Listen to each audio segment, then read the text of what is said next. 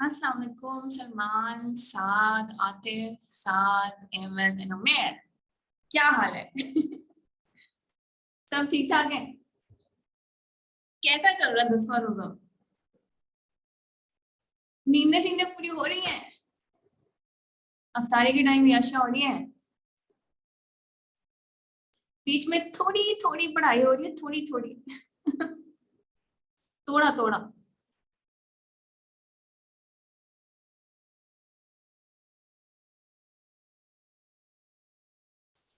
अच्छा जी, इस पे ज्यादा जवाब नहीं आए। अच्छा, तो Saad, Saad and Ahmad, welcome to the class.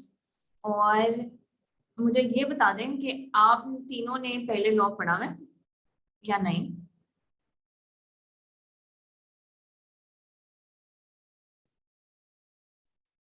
नहीं, नहीं। तीसरा भी नहीं है?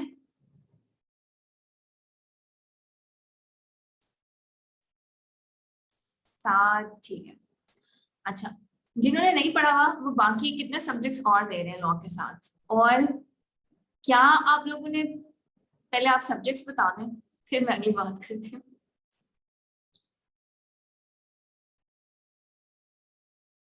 B law, C law, F A one और टैक्स।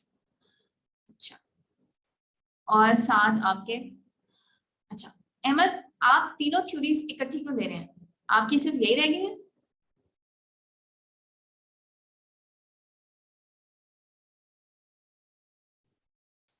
अच्छा, आपने सारे न्यूमेरिकल दे दिए हैं, वेरी गुड। आपने सारी थ्योरी जो है ना संभाल के रखी हुई है। तो गुड हो गया। अच्छा कॉम्बिनेशन है, एमएफए में न्यूमेरिकल भी है ना, चल जाएगा काम। अच्छा, ऑडिट रहता है अभी? तो ऑडिट भी उठा लें। एक अटेम्प्ट क्यों छोड़े हैं? दे दे चारों, अल्लाह का नाम लें। अच्छा, ऑडिट और एफ टू दोनों है अभी। ठीक हो गया।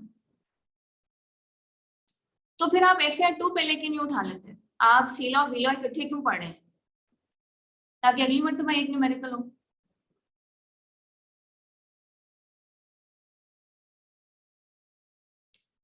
ठीक हो गया।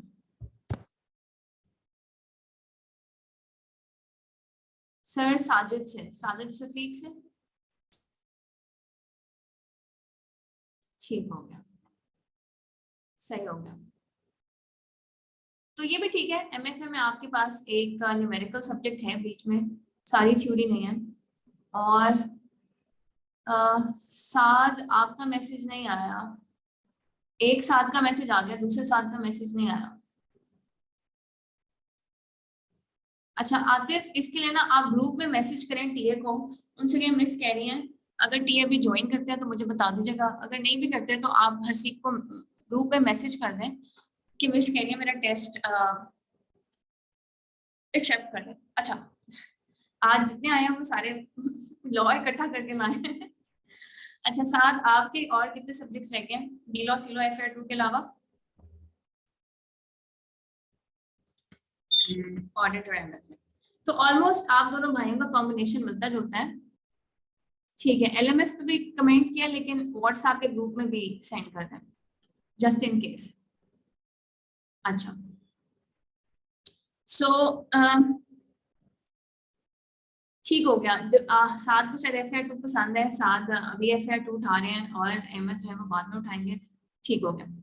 अच्छा, अब ये जो मेरे प्यारे पुराने बच्चे हैं ना, सलमान, आतिफ, हसान, अब्दुल्ला, उमेर और उमर, तो आज इनमें से कुछ बच्चे नहीं आए हुए। आई एम श्योर नींदें पूरी नहीं हो रही। आई एम श्योर आप सहरी तक जाग रहे होंगे, उसके बाद आप सो जाते होंगे। लेकिन सिर्फ एक गुजारिश है, एन नवाजिश होगी अगर आप क्लास में जरूर आए। अभी 10वां रोजा हुआ है, 20वें तक हम बिल्कुल रेंगना शुरू कर देंगे। और 30वें रोजे तक ऑब्वियसली काफी बैटरी लो हो चुकी होगी। आपने सिर्फ एक काम करना है, आपने क्लास में आना है और उसके बाद मैक्सिमम आधे घंटे से ज्यादा बेशक सब्जेक्ट को टाइम ना दें। बहुत चुने चुने से सब्जेक्ट्स हैं। अच्छा, आपने रिकॉर्डिंग्स ली है डेली, गुड हो गया। अच्छा, मैंने अगला सवाल ये करना था, साथ और साथ आप लोगों ने पुराने लेक्चर्स लिए, अगर नहीं भी लिए तो बिजनेस लॉ में जो पहला चैप्टर हमने कवर किया है उसका अगले चैप्टर से कोई ताल्लुक नहीं है। वो इस चीज के ऊपर था कि हुकूमत कैसे चलाई जाती है, कानून साजी कौन करता है हुकूमत के अंदर, कॉन्स्टिट्यूशन आइन में क्या लिखा हुआ है। ठीक है, वेरी नाइस अहमद। तो साद और साद कल उमर ने भी हमें ज्वाइन किया था, एक और उमर ने, उमर जियान ने, हाँ मोहम्मद उमर जो थे वो पहले से क्लास में थे, उमर ने ज्वाइन किया था। आई होप उमर मैं आपका सरनेम ठीक ले रही हूँ, अगर गलत ले रही हूँ तो आप मुझे बता सकते हैं, करेक्ट कर सकते हैं। तो पहले चैप्टर का क्योंकि कोई ताल्लुक नहीं है अगले चैप्टर से जो आज हम शुरू कर रहे हैं, तो इस वजह से आप लोग ने अगर रिकॉर्डिंग्स नहीं मिली पिछले चैप्टर की तो आप लोगों ने ईद की छुट्टियों में सिर्फ अय्याशी नहीं करनी, ईद की छुट्टियों के अंदर पुरानी रिकॉर्डिंग देख लेंगे, ओके, और उसको याद भी कर लेना। अगर अभी नहीं करते कोई मसला नहीं, अभी आप यही पढ़ लें बहुत है रमजान में। अच्छा जी, तो अब हम बाकायदा कॉन्ट्रैक्ट एक्ट का शुरुआत करते हैं। जैसे आप सबको पता है कि पिछला चैप्टर जो हमने अभी किया है वो 5 to 8 मार्क्स का है। कल हमने कॉन्स्टिट्यूशन के अंदर, और जिससे मुझे क्लास के शुरू में याद ना रहे, आतिफ, सलमान, हसान मुझे याद करा दिया करें कि हमने कॉन्स्टिट्यूशन का एक अगला पोर्शन पढ़ना है।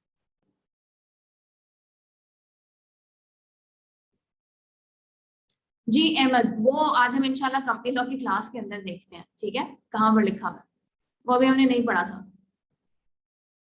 तो कल आतिफ का भी यही सवाल था, आतिफ भी आपकी तरफ बिजनेस लॉ की क्लास में सिर्फ कंपनी लॉ के सवाल करे थे, और बाकी बच्चे परेशान होंगे हैं पब्लिक लिस्टेड क्या होती है, ये क्या बातें कर रहे हैं। ठीक है, हम अगली क्लास में डिस्कस करते हैं। वो कल आतिफ को भी भूल गया था, रोजे में सबका ये हाल है दोनों क्लासेस हैं भी बिल्कुल बैक टू बैक, तो कंफ्यूजन हो जाती है कि हम कौन सी क्लास में बैठे, बस लॉ की क्लास में बैठे। अच्छा, तो कॉन्स्टिट्यूशन का कल हमने फेडरेशन वाला पार्ट किया था, क्योंकि वो बहुत ही इजी है। तो सलमान, आतिफ, अहमद, हसान, अब्दुल्ला, उमेर और उमर जल्दी से चैट बॉक्स में लिख दें कि फेडरेशन वाले पार्ट में कॉन्स्टिट्यूशन के क्या लिखा है।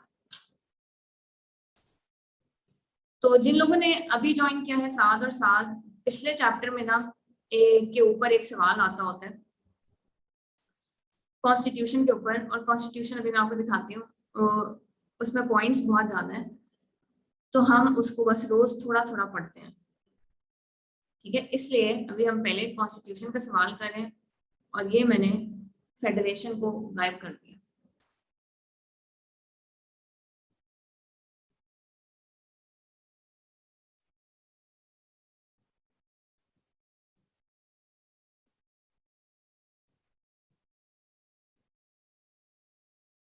Very nice. तो फेडरेशन में वही सब कुछ लिखा हुआ है जो हमने इस चैप्टर में सारा पढ़ा है। प्रेसिडेंट कौन होता है, पीएम कौन होता है, सेनेट क्या होती है, नेशनल असेंबली क्या होती है, पार्लियामेंट क्या होती है, इनके पावर्स क्या है, इन्होंने लेजिस्लेशन कैसे करनी होती है, यही फेडरेशन के अंदर ज्यादातर पॉइंट्स लिखे हैं, ठीक है। अच्छा जी, फेडरेशन के बाद प्रोविंसेस का जिक्र है, सूबों का जिक्र है, ठीक है। तो ये भी छोटा सा पॉइंट है, सूबों में अगर आपको आ जाए, very nice Ahmed, very good answer, comprehensive. तो प्रोविंसेस के अंदर बच्चों, सूबों के अंदर जब पेपर में आए तो आप एक तुक्का तो ये लगाएंगे कि सूबों के नाम लिख देता हूँ, ठीक है, लेकिन वो ऑलरेडी इंट्रोडक्टरी पोर्शन के अंदर बता दिया गया है कॉन्स्टिट्यूशन में कि हमारे कितने सूबे हैं, लेकिन किताब में अभी भी 4 ही आ रहे हैं, हालांकि टेक्निकली 5 हो गए हैं, बचपन में हमने तो 4 ही पढ़े थे। प्रोविंसेस में सिंपली यही लिखा हुआ है कि प्रोविंशियल गवर्नमेंट, गवर्नर, और यहाँ पर आप खुद से ऐड कर सकते हैं चीफ मिनिस्टर। जैसे फेडरेशन में प्राइम मिनिस्टर होता है, इधर सारा रौला ही चीफ मिनिस्टर की कुर्सी का होता है, ठीक है, सीएम पंजाब। तो आप सबको मुबारक हो, आपके गुज़श्ता बहुत अरसे के सीएम पंजाब फाइनली किस्मत ने उनको पीएम ऑफ पाकिस्तान की अचकन पहना ही दी, ठीक है। तो आप सबको अपने नए वजीर आजम बहुत बहुत मुबारक हो। तो प्रोविंशियल गवर्नमेंट्स के अंदर सीएम और गवर्नर की बात हो रही है, और फिर बच्चों सारे पैसों की बात हो रही है कि provincial consolidation fund, public account और एनुअल बजट और ऑर्डिनेंसेस। तो फेडरेशन वाले पोर्शन में वफाकी हुकूमत के जितने भी टैक्सेस, बजट्स, कंसोलिडेटेड फंड होता है, पैसे जो सारे इकट्ठे होते हैं हुकूमत के, इसमें भी जिक्र था, लेकिन फेडरेशन वाले पोर्शन में उसने नहीं लिखा। तो प्रोविंसेस में आपने याद करना है कि सीएम, गवर्नर और प्रोविंशियल असेंबली के अलावा यहाँ पर जिक्र होगा पी से ही सब चीजों का, public account, provincial consolidated fund और आप ये भी कह सकते हैं प्रोविंशियल बजट। ठीक है, ऑर्डिनेंसेस बेशक आप याद ना करें। तो ऑब्वियसली पेपर में हमें क्या 100% ये सारे पॉइंट्स याद होंगे? नहीं। और क्या हमने ये सारे पॉइंट्स लिखने हैं? नहीं, क्योंकि हम इंसान हैं, ठीक है, मशीन नहीं है। तो आप बस इतना याद कर रहे कि प्रोविंशियल गवर्नमेंट और प्रोविंशियल कंसोलिडेटेड फंड और पब्लिक अकाउंट्स और पब्लिक प्रोविंशियल बजट, बस इतने पॉइंट्स काफी हैं। अच्छा जी, इसके बाद हम अगला क्वेश्चन इंशाल्लाह कल करेंगे। अब हम आ जाते हैं आज के असल मुद्दे पर।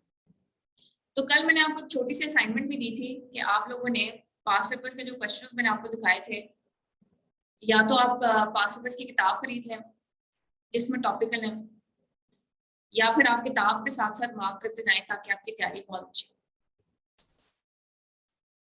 हो। ओहो, मेरी किताब किधर गई? वेयर इज माय किताब जो मैंने भी खोली हुई थी? हैं, गायब होगी, गायब।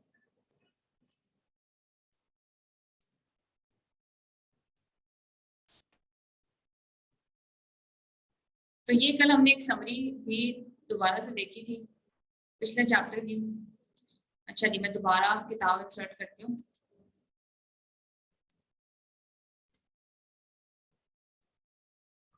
अच्छा, वो ऊपर चली जाती है नाम की वजह से, ठीक हो गया। अच्छा, टीए ने अपलोड नहीं की।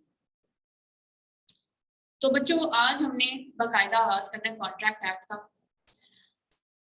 जब दोनों पेपर इकट्ठे होते थे, यानी सी लॉबी और बी लॉबी। अच्छा, अब मुझे आज मजीद नाम नजर आ रहे हैं, तो इनका भी थोड़ा सा इंट्रो ले लेते हैं। हेलो शबाना।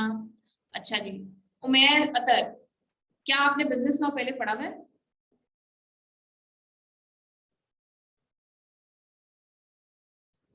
तो ये इंट्रो बड़ा जरूरी होता है ताकि मैं इनको बता सकूं कि पिछली क्लासेस को कैसे मैनेज करना है। वालेकुम अस्सलाम शबाना। जी उमेर, आज हमारी क्लास में आयशा नहीं आई। आज हमारी क्लास में, इस क्लास से 2-3 लोग आगे जाते हैं। उमेर, आपको आवाज आ रही है? जी वालेकुम अस्सलाम। जी, क्या आपने बिजनेस लॉ पहले पढ़ा हुआ है? पढ़ा हुआ है, ठीक हो गया। फिर तो आपको कोई टेंशन की जरूरत नहीं। अगर आपने पिछली क्लास नहीं भी देखी तो आपने ईद की छुट्टियों में उनकी रिकॉर्डिंग्स देखनी है। हमने अभी सिर्फ चैप्टर 1 कवर किया, ठीक है। आज हम बकायदा कॉन्ट्रैक्ट एक्ट का आगाज करते हैं इंशाल्लाह। तो बच्चों, सबसे पहली इंपॉर्टेंट डिस्कशन ये होती है कि भाई अगर हम ये तैयारी कर रहे हैं, ये चीज पढ़ने लगे हैं, तो एग्जाम में इसकी इंपॉर्टेंस क्या है? ठीक है, जैसे मैंने कहा कि चैप्टर 1 में से 5 से 8 नंबर तो आएंगे, लेकिन जब आप बाकी चैप्टर्स पढ़ेंगे ना तो आप कहेंगे उस लिहाज से चैप्टर 1 थोड़ा मुश्किल या लंबा है। तो आप सोच लेंगे अगर चैप्टर 1 मुश्किल है तो बाकी चैप्टर्स कोई मसला नहीं। उमेर, आप जो क्लासेस हमारी गुजर गई हैं, अगर आपने उसकी रिकॉर्डिंग्स नहीं देखी तो आपने ईद की छुट्टियों में वो चैप्टर कवर करना है, ठीक है। अच्छा, तो बच्चों आप सोच लें कि अगर चैप्टर 1 थोड़ा मुश्किल चैप्टर था तो बाकी चैप्टर्स कितने आसान होंगे, कितने चुनने चुनने से होंगे। तो किताब में सफे तो बहुत ज्यादा है, लेकिन सब पे ना अब आप देखेंगे बस एग्जाम्पल्स एग्जाम्पल्स एग्जाम्पल्स लिखी होंगी, ठीक है। तो इम्पोर्टेंट बात ये कि पहले जब बिजनेस लॉ और कंपनी लॉ का पेपर इकट्ठा था तो इस पोर्शन में से हार्डली 10 या 15 नंबर पूछे जाते थे, कुछ और चैप्टर से जो ज्यादा जरूरी थे। अब उसने जब नया सिलेबस बनाया है तो उसने कॉन्ट्रैक्ट एक्ट को भी 2 हिस्सों में डिवाइड कर दिया और पेपर का काफी मेजर पोर्शन, तकरीबन 50% पेपर इसमें से आता है। था ये आसान, ठीक है। तो आज हम शुरू करते हैं ताकि आपको थोड़ा सा एक आइडिया हो जाए कि मिस कैनिया इंतहाई आसान। तो इसके तकरीबन 6-7 चैप्टर्स हैं और बहुत छोटे छोटे चैप्टर्स, बेसिक कॉन्सेप्ट्स और बहुत आसान 30 से 40 नंबर सीधे सीधे आपकी वो आपको प्लेट में रख के पेश कर, ठीक है, कि हासिल कर लें, पास कर लें, ठीक है। अच्छा जी, तो हम डायग्राम पे आ जाते हैं। पहले हम डायग्राम के थ्रू समझते हैं कि ये कॉन्ट्रैक्ट एक्ट जो है ये होता क्या है। तो जैसे मैंने जिक्र किया कि बहुत सारे जो कवानीन हैं, सिर्फ हमारे मुल्क में नहीं, इंडिया में, सिंगापुर में और भी जो दुनिया के ममालिक हैं जिन पे 200 साल बरतानिया ने हुकूमत की, उनमें अभी भी बहुत से कवानीन 1872, 1900 फलाना, बहुत पुराने, 1947 से पुराने हैं, पाकिस्तान बनने से पहले। कभी कभी हम उनमें चेंजेस करते हैं, लेकिन ये वाले जो लॉज हैं इनमें किसी ने आज तक चेंजेस भी नहीं किए, ये वही चले आ रहे हैं जब से दुनिया बनी थी, ठीक है।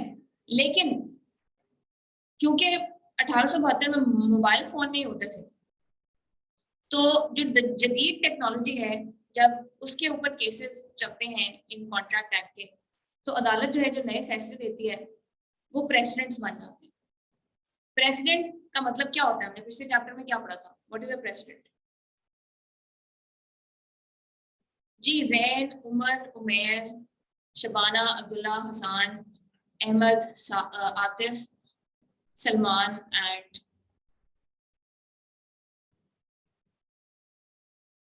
व्हाट वाज प्रेसिडेंट, किसको याद है?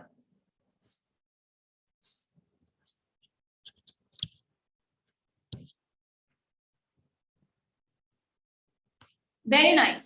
जब कोई सुपीरियर कोर्ट कोई डिसीजन करती है तो वो प्रेसिडेंट सेट कर लेती है सबके लिए, एक फैसला सेट कर देती है सबके लिए कि हम सबने ये फॉलो करना है, ठीक है। तो जुडिशरी इसमें से नए नए फैसले करके वो भी लॉ बन जाता होता है। प्रेसिडेंट भी लॉ, आपने पढ़ा था लॉ बनाने का एक तरीका प्रेसिडेंट भी है। तो कॉन्ट्रैक्ट एक्ट में सबसे पहले जी हम डेफिनेशंस कुछ पढ़ेंगे जो बार बार कॉन्ट्रैक्ट एक्ट में इस्तेमाल होती हैं।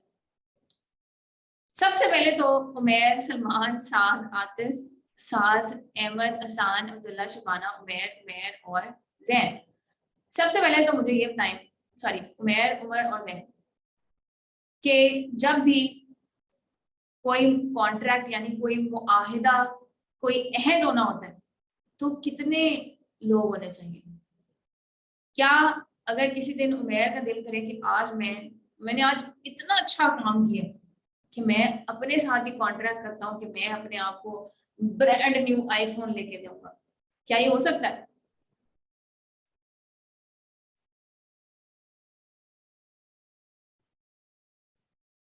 Very nice. तो कुछ लोगों ने तो 2 लिख दिया साफ साफ, कुछ लोगों ने एहतियातन लिखा एटलीस्ट 2, कम से कम 2 लोग होने चाहिए, ठीक है। तो बच्चा ज्यादातर बस 2 ही होते हैं, बहुत कम हम आगे कॉन्ट्रैक्ट्स पढ़ेंगे, बहुत वो अब आपके सिलेबस से निकल गया गारंटी, उसमें 2 से ज्यादा होते हैं, वरना तकरीबन 2 होते हैं। तो आज हमारी क्लास में काफी ज्यादा न्यू कमर्स हैं जी। तो औरंगजेब ने ज्वाइन किया हमें, औरंगजेब, अभी अभी हमने क्लास शुरू की है, अभी अभी हमने पढ़ना शुरू किया है, जल्दी से बस एक सवाल का जवाब दे दें, आपने बिजनेस लॉ पहले पढ़ा कि नहीं?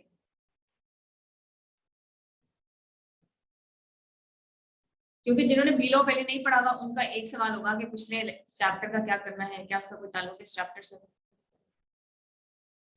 तो जितने में औरंगजेब जवाब देते हैं, आप सब इस चीज में मुतफिका है कि एक बंदा अपने साथ कॉन्ट्रैक्ट नहीं कर सकता। क्यों? उमैर अपने आप को क्यों नहीं शाबाश दे सकते? क्यों नहीं अपने आप को आईफोन लेके दे सकते? लेके दे सकते हैं बिल्कुल अपने आप को, ठीक है, पहली मरतबा पढ़ रहे हैं, ठीक हो गया। औरंगजेब हमने चैप्टर 2 अभी अभी शुरू किया है और आपने चैप्टर 1 जो है वो ईद की छुट्टियों में उसकी रिकॉर्डिंग्स देखनी है। जो आपकी क्लासेस अभी तक अगर मिस हुई हैं, अगर आपने रिकॉर्डिंग नहीं देखी, क्लासेस नहीं ली अभी तक ऑनलाइन की, तो आपने ईद की छुट्टियों में देखनी है। Very nice. तो आतिफ, अपने खिलाफ क्या कोर्ट में जाना पड़ता है? जब आपको गलती करते हैं तो क्या अपने खिलाफ को कोर्ट में जाना पड़ता है? यही वजह है कि कोई बंदा अपने साथ कॉन्ट्रैक्ट नहीं कर सकता, लीगल नहीं होता। कर तो सकता है अगर वो पागल हो, अगर वो हिला हुआ यहाँ से, लेकिन वेरी नाइस और गुड हो गया। तो मेरे ख्याल से कल जो मैसेज आया था ना कि सब बच्चों ने क्लासेस में जाना है, मैंने ऑडिट की क्लास के लिए कराया था, लेकिन फायदा मुझे बिजनेस लॉ की क्लास में हो गया। बिजनेस लॉ के बहुत से बच्चे जो रिकॉर्डिंग ले रहे थे वो आज क्लास में आ गए। ठीक हो गया। मतलब आपने इसी तरह रोज सुबह सुबह आ जाना है क्लास के अंदर, ठीक है? पार्टी करेंगे। तो हमने ये तय किया कि भाई कॉन्ट्रैक्ट एक्ट के अंदर कम से कम 2 पार्टीज होती है। अच्छा जी, 2 पार्टीज लोग भी हो सकते हैं, इंडिविजुअल लोग भी हो सकते हैं, कंपनीज इदारे भी हो सकते हैं, बस 2 होने चाहिए कम से कम। तो बच्चों आपके ख्याल से एक बंदा जो दूसरे बंदे के साथ कॉन्ट्रैक्ट करना चाह रहा है उसको हमें क्या नाम देना चाहिए?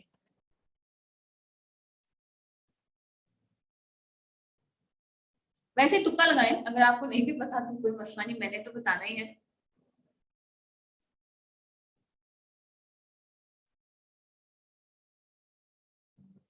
प्रॉमिसरी कहना चाहिए, अग्रीमेंट कहना चाहिए।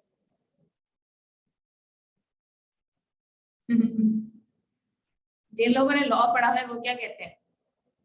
चले, तो बच्चों 2 पार्टीज को लॉ में प्रॉमिसर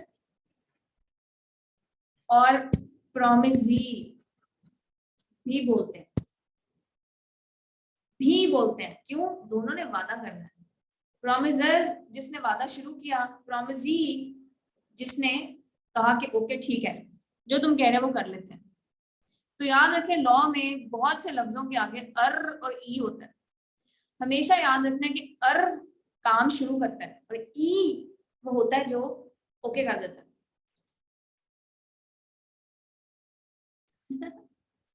अहमद कह रहे हैं क्लास की टाइमिंग थोड़ी चेंज कर सकती हैं आप, 6 बजे कर सकते हैं सुबह।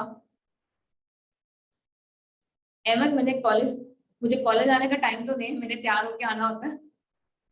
ऐसे सैरी करते साथ ही मैं कॉलेज आ जाया करूँ। मेरे ख्याल से 6 बजे कॉलेज खुला भी नहीं होता, ठीक है? तो मैं घर से तो ले सकती हूँ सुबह 6 बजे, लेकिन सुबह 6 या 7 बजे हो तो सकती है, लेकिन आपके ख्याल से बेहतर नहीं कि बंदा थोड़ा सा सो ले सैरी के बाद? ठीक है, थोड़ी सी नींद पूरी कर लें सैरी के बाद और उसके बाद क्लास में आ जाए। इसके बाद आपकी अगली क्लासेस कौन कौन सी होती हैं?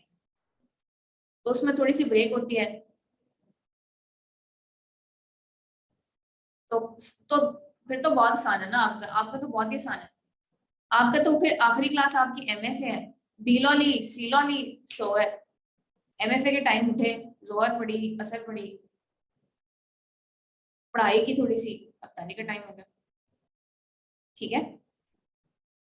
तो थोड़ी सी एक अगर आप थोड़ी सी ये कोशिश कर लें कि मेरी क्लास से पहले 1-2 घंटा सो ले, 1-1.5 घंटा सो लिया करें, 5 बजे सो जाया करें, 7, 7:30 बल्कि 8 बजे, बेशक एन 8 बजे उठ जाया करें, ठीक है? 7:45 तक, उसके बाद 2 क्लासेस लेंगे, फिर सो गए लंबी तान में। अच्छा, फिर उठा नहीं जा रहा होता, चले अपनी अम्मी का नंबर मुझे दे दें, फिर आप खुद ही उठ जाया करेंगे। ठीक है, तो कल भी मैंने आप लोगों से एक छोटी सी बात की थी कि जैसे हम रोजे में अपने आप को जबरन पूरी रात जगाते हैं बहुत से लोग सैरी करने के लिए, या मेरे जैसे लोग जो सो जाते हैं और फिर सैरी के टाइम उठते हैं कि नहीं उठना है भाई, इसी तरह पूरा दिन हम भूखे प्यासे रहते हैं। तो ये थोड़ा सा अगर आप मेंटली अपने आप को कन्विंस करेंगे ना, नींद बेशक आ भी जाए, आपने एक जमाइया लेते हुए मेरी क्लास में बैठना है, ठीक है? तो 1-2 दिन अपने आप को कन्विंस करें, फिर आप देखें आप आपका सिस्टम ऑटो पे लग जाएगा। अच्छा जी, आयशा भी आ गई क्लास में। तो आयशा अभी अभी हमने चैप्टर 2 शुरू किया है। तो बच्चों अभी अहमद ने एक तजवीज पेश की कि क्लास जो है वो सुबह के टाइम कर दें।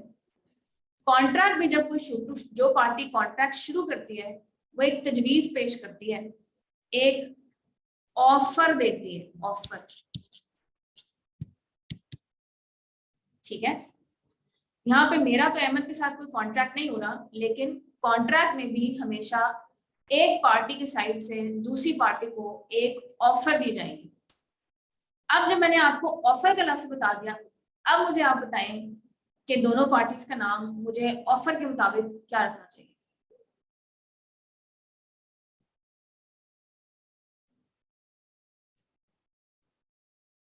वेरी नाइस, ऑफरर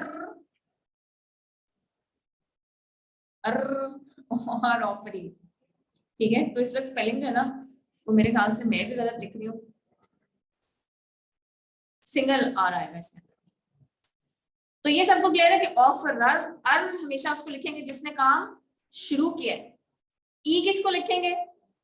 जिसको ऑफर दी जा रही है। फॉर एग्जाम्पल, उमेर ने अपने आप को नया ब्रांड न्यू आईफोन ले ही दिया, उमेर को पसंद नहीं आया, उमेर ने कहा ये क्या है, और उमेर को पता है कि उनके दोस्त सलमान को बहुत शौक है नए फोन का, तो उमेर ने ऑफर दी सलमान को कि क्या तुम ये खरीदोगे। तो उमेर क्या है, उमेर क्या बच्चों इस सारे केस में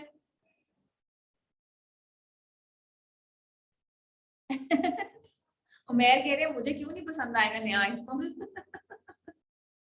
उमेर आपको उससे भी ज्यादा हाई लेवल की चीजें पसंद है, जब आपको वो मिलता है तो आप कहते हैं ये कोई चीज है इस्तेमाल करने वाली आपका लेवल बहुत अप है वेरी नाइस। और सलमान क्या है इस एग्जांपल के अंदर?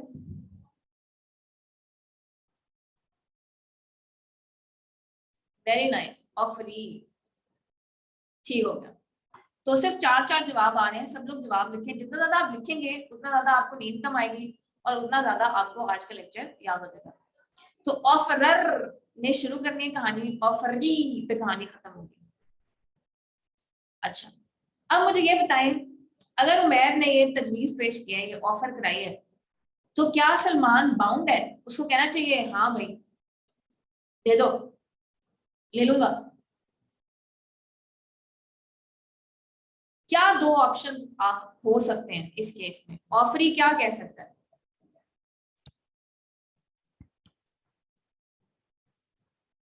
वेरी गुड, या तो सलमान के पास पैसे होंगे आईफोन के, या ये सोचेंगे कि यार इस मतलब मैंने कैफ पास करके ना अप्पू को कहना है अगर मैंने कैफ पास किया ना तो मुझे आईफोन के पैसे देने होते हैं। ठीक है, अगर तो सलमान को कोई उम्मीद है आईफोन मिलने की तो वो ऑफर को एक्सेप्ट कर लेंगे। ठीक है, और अगर सलमान कहता है कि यार हजारों ख्वाहिशें ऐसी कि हर ख्वाहिश पे दम निकले, लेकिन भाई फिलहाल सीए के बाद ही आईफोन लेने का सोचेंगे, फिलहाल नो सीन, सीन ऑफ है, तो फिर हम कहेंगे कि ऑफर रिजेक्ट हो गई है। ठीक है, कॉमन सेंस के नाम है, ऑफरर ऑफरी एक्सेप्ट हो जाएगी, रिजेक्ट हो जाएगी। ठीक हो गया जी। अच्छा, अब अगर ऑफरर ने ऑफरी ऑफरी अगर एक्सेप्ट कर ले ऑफर को, ठीक है, तो ऑफर प्लस एक्सेप्टेंस जो है इसको हम नाम देते हैं प्रॉमिस का। ये वादा बन गया, वादा है ना, सलमान वादा कर रहा है कि हाँ जो तूने ऑफर दिया है मैं तैयार हूँ पूरी करने को, तू पैसे ले ले। उमैर कहता है इसीलिए तो तुझे ऑफर कराई है भाई, पैसे ही तो चाहिए। सलमान कहता है मैं आईफोन ले लूंगा, तो offer plus acceptance is equal to क्या फॉर्मूला जी? ऑफर प्लस एक्सेप्टेंस, जब कोई ऑफर एक्सेप्ट हो जाती है तो वो क्या बन जाती है? प्रॉमिस। तो अब इन दोनों पार्टीज का नया नाम क्या होगा? ये दोनों क्या बन गए हैं? वेरी गुड, प्रॉमिसर और प्रॉमिसी। ठीक हो गया?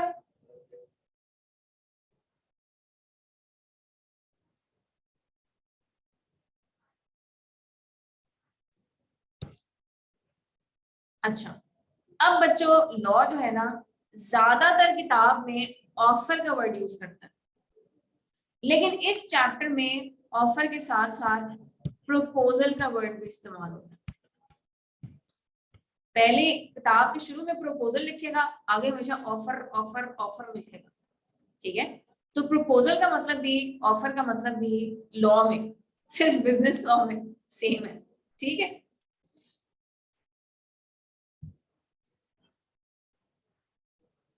अच्छा नहीं, अब अगली बात बच्चों, क्या जब ये आईफोन लेना है सलमान ने, तो क्या ये लिख के देंगे कि हाँ मैं आईफोन लेने को तैयार हूं, या ये जुबानी कलामी कह सकते हैं?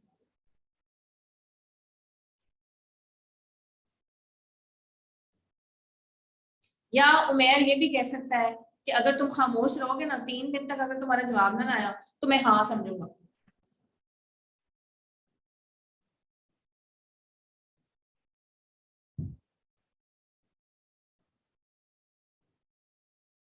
प्रपोजलर और प्रपोजली अहमद, की प्रपोजलर और प्रपोजली क्या है?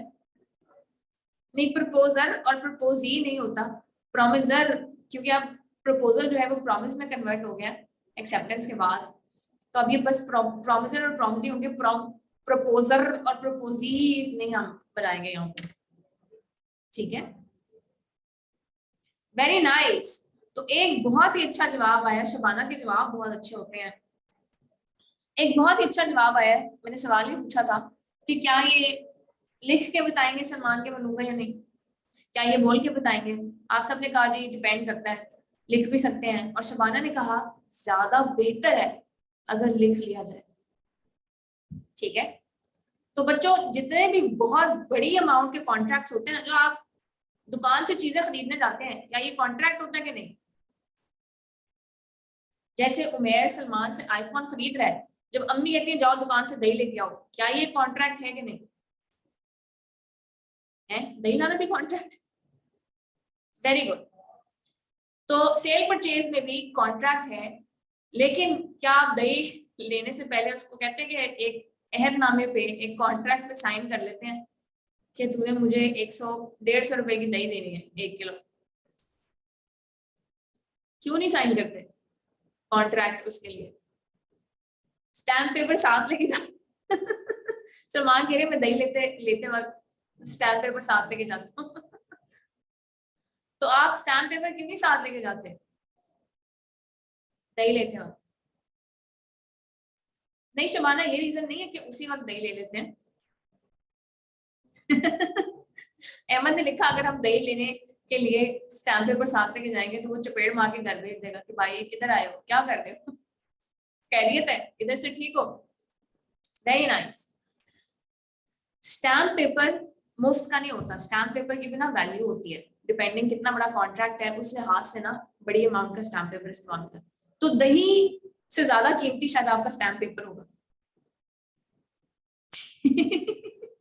आतिफ उससे भी आगे निकल गया, आतिफ ने कहा इस तरह तो स्टैम्प पेपर ब्लैक में महंगे मिलना शुरू हो जाएंगे। बिल्कुल, अगर हमारे मुल्क में दही लेने के लिए स्टैम्प पेपर की जरूरत पड़ी तो स्टैम्प पेपर भी ब्लैक में होकर महंगे हो जाएंगे, उनकी भी जखीरा अंदोजी शुरू हो जाएगी, मोनोपोली बना ले जाएंगे। Very nice. तो बच्चों कहने का मकसद यह है कि कुछ कॉन्ट्रैक्ट्स की वैल्यू इतनी इंपॉर्टेंट नहीं होती, उससे ज्यादा, या उनमें इतना टाइम, इतना फिजिकली फीजिबल नहीं है कि हम उसके अंदर लिखें। लेकिन जितने भी बड़े इंपॉर्टेंट कॉन्ट्रैक्ट्स हैं, जब आप किसी की नौकरी करेंगे, ये भी एक कॉन्ट्रैक्ट। एम्प्लॉयर आपको ऑफर देगा कि क्या नौकरी करोगे, आप ऑफरी हैं, आप कहेंगे हाँ जी करूंगा, तो एक कॉन्ट्रैक्ट साइन होगा कि भाई रोज महीने के कितने पैसे मिलेंगे। सीएम हो तो क्या गाड़ी दे रहे हो कि नहीं दे रहे साथ, क्या प्रोविडेंट फंड और पेंशन दोगे कि नहीं। लेकिन अगर आपने घर में मेड रखनी है, मुलाजमा रखनी है, क्या वो आपके साथ कॉन्ट्रैक्ट साइन करती है कि रमजान में सर आप राशन देंगे, ईद पे कपड़ा लेके देंगे, बड़ी ईद पे गोश्त देंगे, ठीक है। तो ये आपको समझ लग गया कि लिख हम उसके साथ भी सकते हैं, कुछ मुलाजिम बड़े बड़े महंगे भी पड़ रहे होते हैं, लेकिन ये बिजनेस करने पे भी डिपेंड करता है, जो कस्टम्स, जो रिवाज आपने पढ़े थे ना, रिवाज, ठीक है, तो जब दो लोगों की आपस में शादी होती है, क्या ये भी कॉन्ट्रैक्ट है? बिल्कुल है, इसमें भी एक कॉन्ट्रैक्ट के ऊपर दोनों पार्टी साइन करती हैं, और इतना इंपॉर्टेंट है कि विटनेसेस की मौजूदगी में साइन करती हैं। ठीक है, तो रस्म, लेकिन बाहर के मुल्कों में पता नहीं साइन करते हैं कि नहीं करते, हिंदू अल्लाह ही जानता है। ठीक, मैंने तो कभी फिल्में नहीं देखी, तो मुझे नहीं पता कि वो 7 फेरे लगाने के बाद जो है ना वो करते हैं साइन के नहीं करते हैं साइन। अंग्रेज तो करते हैं, हिंदुओं का मुझे नहीं पता। ठीक है, तो ये रिवाज पर, जो कस्टम्स है आपके एरिया के, उस पर भी डिपेंड करता है कि कौन, जैसे अभी इसी क्लास में, पिछली कंपनी लॉ की क्लास में, इस क्लास में हमने डिस्कस किया था कि जब हम ऑडिट की क्लास में, जब हम ठेकेदार से घर बनवाते हैं पाकिस्तान के अंदर, तो घर कोई लाखों में आता है, करोड़ों में भी हो गए अब तो घर। तो क्या ठेकेदार के साथ आप कॉन्ट्रैक्ट साइन करते हैं? जनरल नॉलेज का सवाल है, बहुत से लोगों को नहीं पता होगा, उन्होंने भी घर नहीं बनवाया। ठीक है, लेकिन घर बेशक लाखों में आ रहा होता है, लेकिन पाकिस्तान में एक रिवाज है कि हम उसमें कॉन्ट्रैक्ट हाथ से साइन नहीं करते। तो ये 2 चीजों पर डिपेंड करेगा। अगर आप सेफ रहना चाहते हैं कि कल को कोई मसला न आए और आप अदालत में जाएं, अगर कोई मसला आता है तो आप लिख लेंगे उसको, ज्यादा बेहतर है। जैसे शबाना ने कहा, हर चीज को लिख लिया जाए, लेकिन ये उस एरिया के रिवाज पे भी डिपेंड करता है, कस्टम्स पे, यूजुअल वे ऑफ बिजनेस पे, कि आमतौर पर जैसे प्रॉपर्टी डीलर के साथ आप हमेशा कॉन्ट्रैक्ट लिखते हैं, लेकिन ठेकेदार के साथ नहीं लिखा जाता, हालांकि दोनों लाखों में काम कर रहे होते हैं। तो बच्चों, ये जो कॉन्ट्रैक्ट होता है ना, हम आगे ये वर्ड लिख लेते हैं, कॉन्ट्रैक्ट। ये अगर हम लिख लेंगे या हम बोल के तय करेंगे तो ये एक्सप्रेस होता है, आपने एक्सप्रेस कर दिया इसको, ऐसे कॉन्ट्रैक्ट को एक्सप्रेस भी बोलते हैं। और दूसरा वर्ड जो लॉ इस्तेमाल नहीं करता, एक्सप्लिसिट है। एक्सप्लिसिट का मतलब होता है साफ साफ बोल के या लिख के बताना। लेकिन जैसे हमने कहा कि कुछ कॉन्ट्रैक्ट्स इम्प्लाइड होते हैं। अब हमने अभी जो एग्जांपल्स डिस्कस किए, आपने मुझे जवाब देना है जी। जो आप दही लेने जाते हैं, क्या ये एक्सप्रेस कॉन्ट्रैक्ट है कि इम्प्लाइड कॉन्ट्रैक्ट? तो मैं एक्सप्लिसिट का वर्ड है ना वो यहाँ से मिटा रही हूँ, क्योंकि लॉ में ये वर्ड इस्तेमाल नहीं हुआ हुआ। इम्प्लिसिट का वर्ड तो है, लेकिन एक्सप्लिसिट की जगह एक्सप्रेस का लफ्ज है। एक्सप्रेस करें, इजहार करें। तो सिर्फ अच्छा, मिक्स जवाब आए हैं। उमैर ने का इम्प्लाइड है, अहमद ने का एक्सप्रेस है, सलमान ने का इम्प्लाइड है, रिंगजेब ने का एक्सप्रेस है, आतिफ ने का एक्सप्रेस है, आयशा ने का इम्प्लाइड भी है और एक्सप्रेस भी है। आयशा, क्या ये खुला तजाद नहीं? अब्दुल्ला ने का इम्प्लाइड है, उमर ने का एक्सप्रेस है। दोबारा सोच लें सब लोग एक बार। शुबाना, आप क्या कहती हैं जी? औरंगजेब, साद,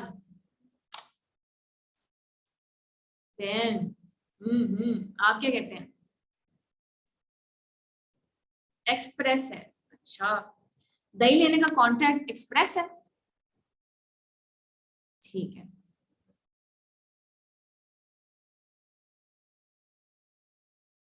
तो बिल्कुल एक्सप्रेस है, क्योंकि आप बोल के, ठीक है, आप कहते हैं कितने की है, 1 किलो दही दे दो, कितने की है, वो कहता है 150 रुपए की, ठीक है।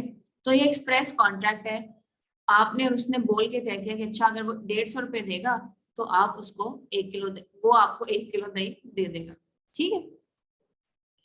ठेकेदार के साथ कॉन्ट्रैक्ट जब आप करते हैं, ठीक है, ठेके में मकान देते हैं, तो इसमें मैं खुद एक्सप्लेन कर देती हूँ। एक्सप्रेस से ज्यादा इम्प्लाइड है। एक्सप्रेस ऑब्वियसली आप ये तो उसको कहेंगे कि भाई ठेके पे मकान बना के देना है, ऑब्वियसली वो कहेगा हाँ बना के दूंगा। लेकिन आपको पता ना कि ठेके के अंदर इम्प्लाइड होता है कि वो आपसे टोटल एक कॉस्ट तय कर देता है। अब ये उसका प्रॉब्लम है कि वो कितने दिन लगाए, कौन सी लेबर लगाए। कॉन्ट्रैक्ट में शराइत तो ज़ाबित होते हैं ना कि किसने काम करना है, कितने दिनों में काम करना है, चीजें कौन लेके आएगा। तो पाकिस्तान के अंदर इम्प्लाइड होता है ठेके में, एक अमाउंट तय हो जाती है, वो एक्सप्रेस होती है, बाकी सारी शराइत ज़ाबित इम्प्लाइड होती है, ठीक है। ऐसे ही है ना पाकिस्तान में, जब ठेके में मकान देते हैं तो फिर आप नहीं बताएंगे ठेकेदार को कि भाई कितने मजदूर होंगे, कितने टाइम में बनाना है, ठीक है। इम्प्लाइड में कुछ भी रिटर्न नहीं होता, कुछ भी बोल के तय नहीं होता, ठीक है। इम्प्लाइड का मतलब है अंडरस्टूड, कि बिजनेस का कभी कभी करने का तरीका ये होता है कि दोनों पार्टीज को बोल के या लिख के तय नहीं करना पड़ता, कुछ चीजें अंडरस्टूड होती है। फॉर एग्जाम्पल, उमेर अगर जेब में से आईफोन निकाल के सलमान को कहता है लेना है, ठीक है, तो इसमें क्या इम्प्लाइड है? क्या वो अपना बटवा बेच रहा है? क्या वो अपने कपड़े बेच रहा है? नहीं। इम्प्लाइड है, अंडरस्टूड है कि अगर उसने मोबाइल ले रहा है तो मोबाइल बेच रहा है, ठीक है।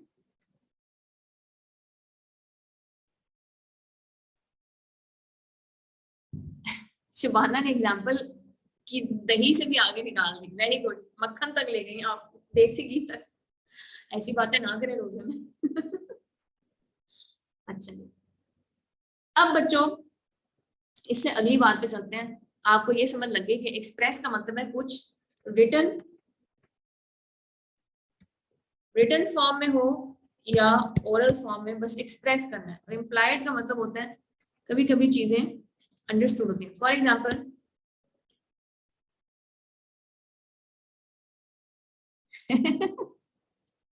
सही हो गया। फॉर एग्जाम्पल, आप किसी दुकान पर जाते हैं, वहां पे एक लड़का खड़ा है और आप उससे कहते हैं कि मुझे दुकान से फलानी चीज, फॉर एग्जाम्पल आप दही लेने गए हैं और दुकान पे काउंटर के पीछे एक लड़का खड़ा है, तो आप इम्प्लाई करते हैं कि ये जो भी ओनर है उसी ने किसी सेल्समैन को रखा होगा, ये लड़का इनकी तरफ से दही भेजता होगा। हो सकता है वो मुड़ के कहे कि भाई मैं तो खुद दही लेने आया हूँ, या कोई नजर नहीं आ रहा था तो मैं काउंटर के पीछे चला गया। लेकिन जब तक वो बताएगा नहीं तो अंडरस्टूड इम्प्लाई आप करेंगे कि भाई यही सेल्समैन है, ठीक है। अच्छा जी, अब बच्चों उमेर जो है अगर बहुत सखी है, इसके पास बड़े ही पैसे हैं, अल्लाह ने इसको बहुत नवाजा है, ठीक है उमेर,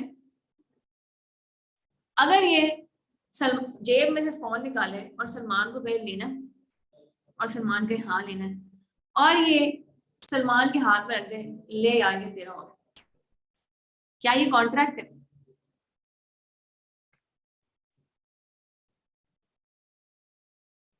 क्यों? दो पार्टियां नहीं है, ऑफर नहीं है, ऑफर ही नहीं है, प्रॉमिस नहीं है, प्रॉमिस ही नहीं है।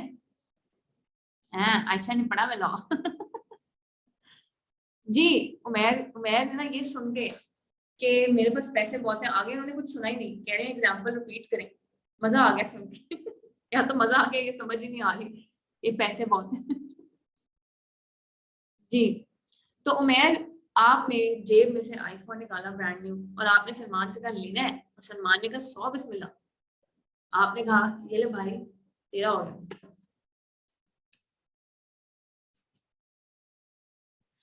सोचने में क्या है उमेर, है सोच की तो कोई लिमिट नहीं होती ना। अच्छा जी, तो बहुत से लोग कह रहे हैं ये कॉन्ट्रैक्ट है, बहुत से लोग कह रहे हैं नहीं। तो जो लोग कह रहे हैं कि कॉन्ट्रैक्ट नहीं है वो सही कह रहे हैं, क्यों? क्योंकि अगर लॉ के पर्सपेक्टिव से देखा जाए, लॉ कहता है कि अगर आप मुफ्त में किसी को कोई चीज दे रहे हैं, जी वेरी नाइस, आयशा ने एक बड़ा अच्छा लफ्ज इस्तेमाल किया कि ये एक अग्रीमेंट तो है, एक आपस में बाहमी रजामंदी से हो रहा ना। अहमद उमेर कोई जबरदस्ती तो नहीं दे रहा, और सलमान कोई गन पॉइंट पे तो नहीं ले रहा मोबाइल फोन, रजामंदी से हो रहा है। उमेर ने ऑफर भी दी, सलमान ने ऑफर एक्सेप्ट की, प्रॉमिस हो गया। ऑब्वियसली अब उमेर ये नहीं कह सकता सलमान से कि यार वो वापस कर दे, ठीक है। बिल्कुल सलमान, हम कराची में नहीं है इसलिए आपने गन पॉइंट पे नहीं लिया, आपको दिया गया। लेकिन बच्चों सोशली तो ये एक अग्रीमेंट है, लेकिन बिजनेस लॉ में बिजनेस का क्या बनेगा अगर आप मुफ्त में चीजें देना शुरू हो गए? क्या बिजनेस चलेगा?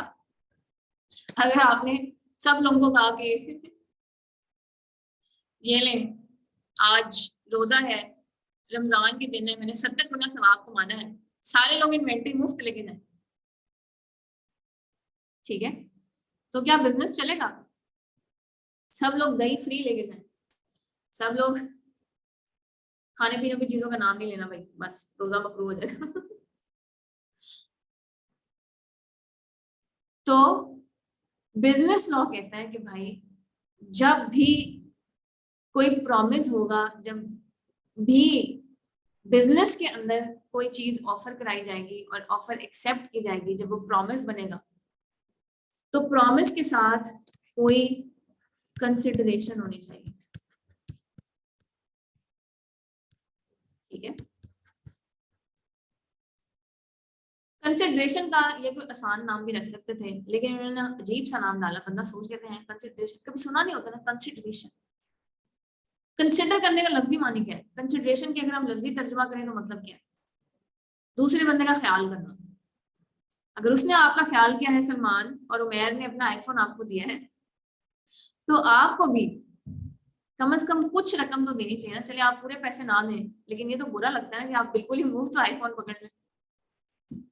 ठीक है, तो कानून कहता है कि भाई 150 रुपए देंगे। उसने चाइना वाला नहीं दिया आपको, वो डेमो वाला नहीं दिया। जैसे मोबाइल की दुकान पे जाते हैं तो उनके पास वो डमी मोबाइल होते हैं ना, वो वाला नहीं दिया, असली आईफोन दिया भाई ने आपको। 150 रुपए में तो दही मुश्किल से आता है। अच्छा, तो बच्चों क्या ये मैटर करता है कि सलमान ने पैसे कितने दिए? ठीक है, तो ये मैटर नहीं करता। सलमान थोड़े पैसे भी दे सकता है, जरूरी नहीं कि उमैर जो है आईफोन प्रॉफिट पे बेचे। हो सकता है उमैर सस्ता बेच रहा हो। वैल्यू मैटर नहीं करती कि कितनी वैल्यू मिल रही है, मैटर ये करता है कि अगर उमैर ने आईफोन सलमान को दिया है तो सलमान को भी उसके बदले कुछ देना चाहिए। बिजनेस लॉ में सिर्फ तब ये एग्रीमेंट बनेगा। सोशली एक एग्रीमेंट है, लेकिन बिजनेस का लिए ये कॉन्ट्रैक्ट या एग्रीमेंट नहीं होगा। सलमान कह रहा है मैं अपना गुर्दा दे दूंगा। उमैर आप, हमने तो जो एग्जांपल डिस्कस किया उसमें तो आपने कुछ पैसे तो मांगे ही नहीं ना, आपको मजबूरी तो है ही कोई नहीं, आप तो बहुत अमीर हैं। ठीक है, तो अभी बच्चों सलमान ने जिक्र किया कि मैं अपना गुर्दा दे दूंगा, तो क्या ये वैलिड कंसिडरेशन होगी? क्या ये गुर्दा दे सकते हैं मजाक के अलावा? अगर ये पैसे ना दें और कहें भाई तुझे गुर्दा दे देगा?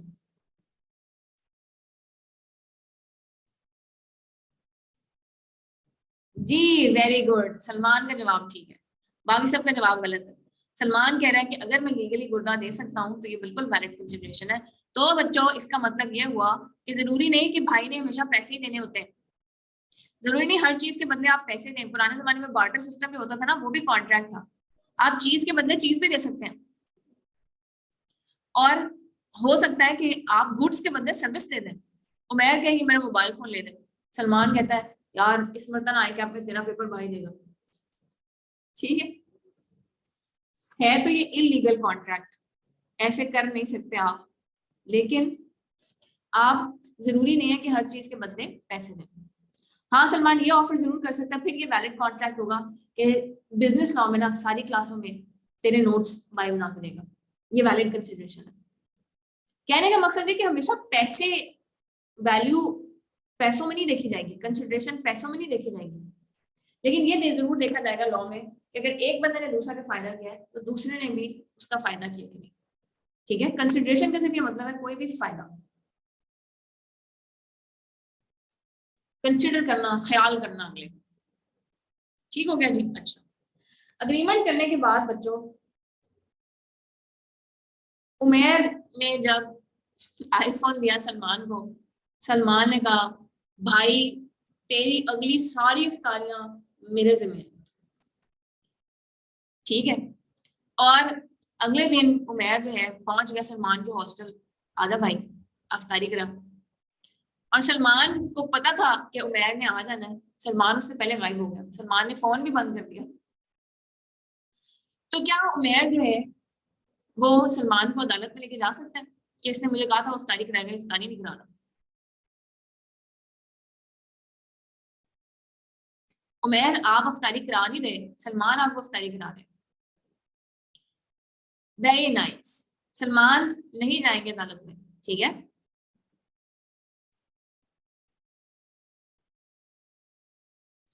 तो बच्चों बहुत से ऐसी, मैं अभी बताती हूँ। सलमान आपके घर मेहमान आए थे, जाते जाते आपके अम्मी अब्बू को दावत दे गए कि आप लोगों ने हमारे घर जरूर आना। आपके अम्मी अब्बू ने कहा जरूर आएंगे इंशाल्लाह।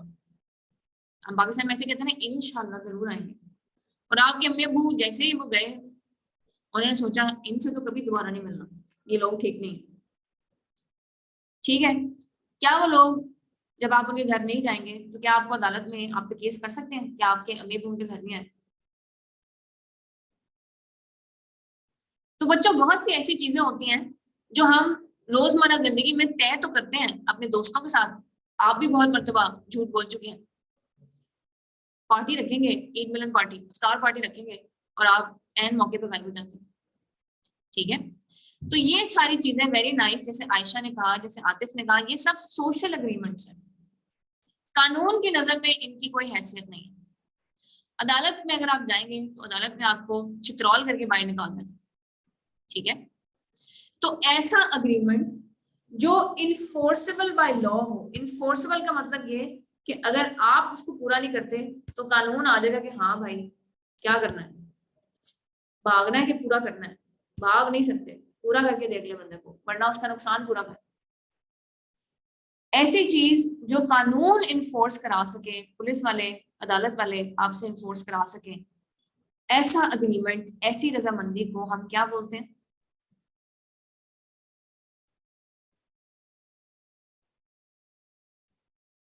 बिजनेस लॉ में सिर्फ ऐसी चीजों को कॉन्ट्रैक्ट बोलते हैं।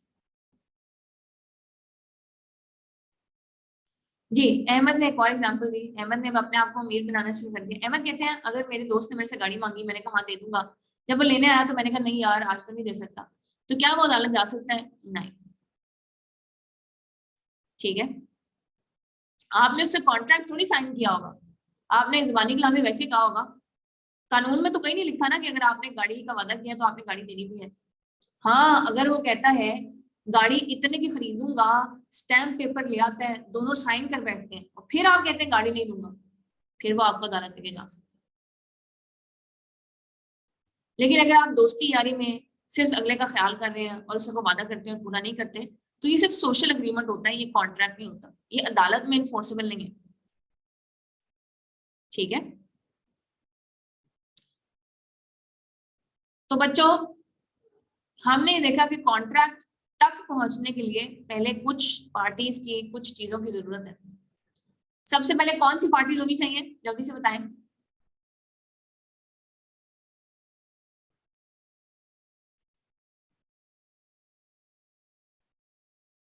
ऑफरर और ऑफरी। ऑफरर और ऑफरी के दरमियान में क्या होगा तो वो प्रॉमिस बनेगा।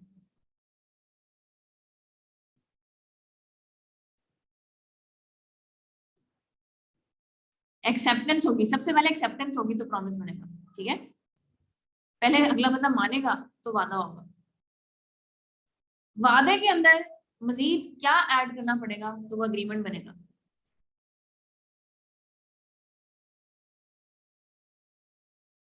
Very nice, very nice. वादे के अंदर कंसिडरेशन ऐड करेंगे, अग्रीमेंट बनेगा। और कौन से अग्रीमेंट्स कॉन्ट्रैक्ट के अंदर आते हैं बिजनेस लॉ में? जो इन्फोर्सेबल बाय लॉ होते हैं। Very nice. तो कल इंशाल्लाह हम यहीं से कुछ और एग्जांपल्स डिस्कस करके इस कॉन्सेप्ट को आगे लेके चलेंगे। आपकी आज की असाइनमेंट ये है कि आपने अपनी जुबान में offer, offeree, acceptance, promise, consideration, agreement, contract, एक तो उनकी डायग्राम बनानी है। जैसे मैंने एक ग्राफ सी बनाई है, आपने ज्यादा नीट करके बनानी है कि किस चीज में क्या चीज ऐड होती जाती है तो इवेंचुअली कॉन्ट्रैक्ट बनता है। ठीक है, और फिर आपने खुद से डेफिनेशन लिखनी है, offer, offeror, offeree, promisor, promisee, promise, consideration, agreement, contract, अपनी जुबान में, ताकि आपको याद रहे, आपको याद हो जाए। कल हम इसकी टेक्निकल डेफिनेशन भी देखेंगे जो आपकी डेफिनेशन से दूर दूर तक नहीं मिल रही होगी। ठीक है, लेकिन अभी मकसद यह है कि आज जब आप लिखेंगे तो आप अपने आप को समझा पाए। याद करने का सबसे अच्छा तरीका, किसी भी चीज को याद करने का सबसे अच्छा तरीका है वो किसी और को सिखाएं। जब आप अपने आप को एक्सप्लेन करेंगे कि ये चीजें क्या थी, आपको खुद ये चीजें याद हैं इंशाल्लाह। ठीक है, चलेंगे। तो कल आपसे अर्ज एंड गुजारिश सिर्फ यही है अहमद, सहरी के बाद बेशक 1 घंटा सो जाए, 2 घंटे सो जाए और अलार्म लगाना शुरू कर दें। ठीक है, 7:45 या 7:50 का सुबह 7:50 पे उठ के मुंह धोए बगैर जल्दी से बैठ जाएं, क्लास ले लें, 2 क्लासें बैक टू बैक लें, फिर सो जाएं। इंशाल्लाह 2 क्लासें लेने के बाद खुद ही इतनी अच्छी नींद आएगी कि आपको दोपहर तक आपकी आंख नहीं खुलेगी। ठीक है, 3-3 क्या लगाई होती है जैन? अच्छा, 3-3 अलार्म लगाए होते हैं। अच्छा, वो मुझे याद है, मेरा एक स्टूडेंट था मुनीब, तो वो कहता था कि मिस मैंने ना अलार्म लगाया हुआ है और उसके ऊपर ना वो एक कोई ऐप मैंने डाउनलोड की हुई है, उस अलार्म पे ना मैथमेटिकल फॉर्मूला का हर मर्तबा नए फॉर्मूले का जवाब देना होता है। तो वो अलार्म इतना मनहूस है कि वो बंद ही नहीं होता जब तक आप पूरी तरह से उठ के सोच के उसका जवाब नहीं लिखेंगे। तो आप लोग भी वो ऐप डाउनलोड करें। ठीक है, और दूसरा अपनी अम्मी से कहा करें कि आपको जगा दिया करें। ठीक है, आप अलार्म भी बंद कर देते हैं। नहीं नहीं, वो जो अलार्म है ना वो बंद ही नहीं ना होता, ऐसे स्नूज भी नहीं होता, डिसमिस भी नहीं होता जब तक आप उठ के बैठ के सोच के उसको आंसर ना करें। तो तीसरा हम एक इंसेंटिव भी रख लेते हैं। ठीक है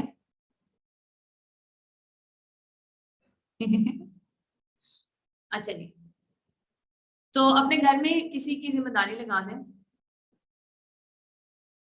कि आपको उठा दें इस वक्त। और दूसरी चीज ये कि हम एक थोड़ा सा इंसेंटिव भी रख लेते हैं। उमेर, सलमान, साद, आयशा, आतिफ, साद, औरंगजेब, अहमद, अब्दुल्ला, शबाना, उमेर, उमर और जैन, जैसे पैक आपको स्कॉलरशिप देता है, स्कॉलरशिप तो मैंने दूंगी।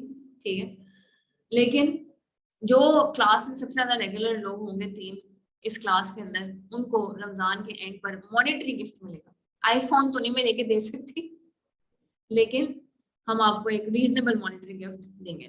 ठीक है, ईदी मेरी तरफ से, और ईदी अच्छी खासी होगी भाई, चार्टर्ड अकाउंटेंट की ईदी। ठीक हो गया?